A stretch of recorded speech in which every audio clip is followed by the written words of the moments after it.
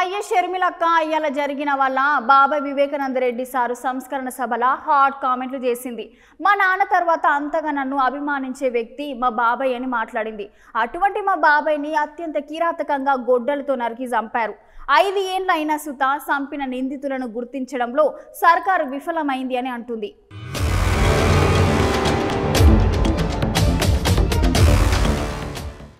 సునీత నేను చిన్నప్పుడంతా కలిసే పెరిగాం, కలిసే చదువుకున్నాం.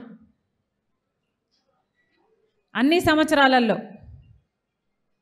ఆయన పోయేంత వరకు కూడా కడప ఎంపీకి నువ్వు పోటీ చేయాల్సిన అవసరం ఉంది అని, ఆఖరికి ఇంకా పెద్ద మనిషి మాట కాదనలేక అన్నీ అనుకూలిస్తే చేస్తాలే చిన్నానా అని చెప్తే తప్ప చిన్నాన ఆ రోజు లేచి వెళ్ళలేదు. ఎంతమంది చూసాం ఇన్ని సంవత్సరాలలో సునీత న్యాయం జరగాలి అని, నిజానిజాలు తేలాలని, హంతకులకు శిక్ష పడాలి అని గూగుల్ మ్యాప్స్ అయితేనేమి, కాల్ రికార్డ్స్ అయితేనేమి, వాంగ్మూలాలు అయితేనేమి, ఇవన్నీ హత్య చేసిన వాళ్ళు వీళ్ళు అని వేలెత్తి చూపుతున్నా ఈ రోజుటి వరకు కూడా హత్య చేసిన వాళ్లకు, హత్య చేయించిన వాళ్ళకు శిక్ష పడలేదు. ఎందుకంటే అన్నా అని పిలిపించుకున్నవాడే ఈరోజు హంతకులకు రక్షణ కల్పిస్తున్నాడు. కాబట్టి ఈ రోజు వరకు కూడా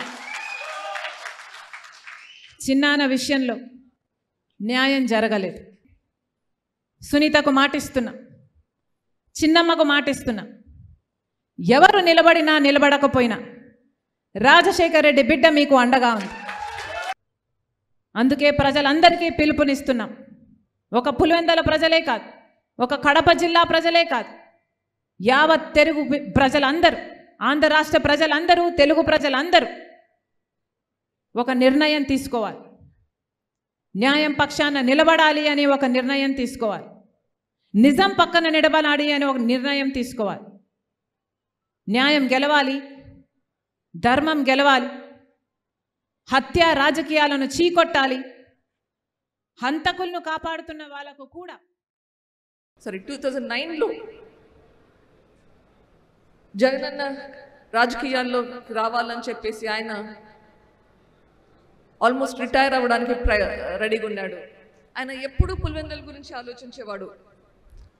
పులివెందుల్లో ఎట్లా ఫ్యాక్షనిజం ఉండకూడదు, ఎట్లా వైలెన్స్ ఉండకూడదు అని, ఫ్యాక్షన్స్ కానీ వైలెన్స్ కానీ ఎంత తగ్గించాలి, ఎట్లా తగ్గించాలి అని తాపత్రయపడేవాడు.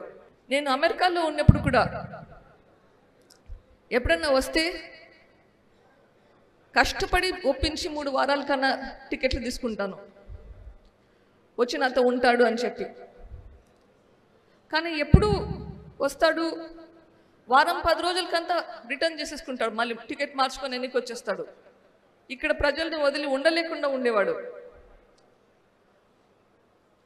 అట్లా వస్తాడా? అప్పట్లో చెన్నై ఎయిర్పోర్ట్లో దిగేవాళ్ళు. చెన్నైలో ఇండ్లు ఉన్నా ఇంటికి కూడా పోయేవాడు కాదు. నేరుగా రాత్రికి రాత్రి ప్రయాణం అయ్యి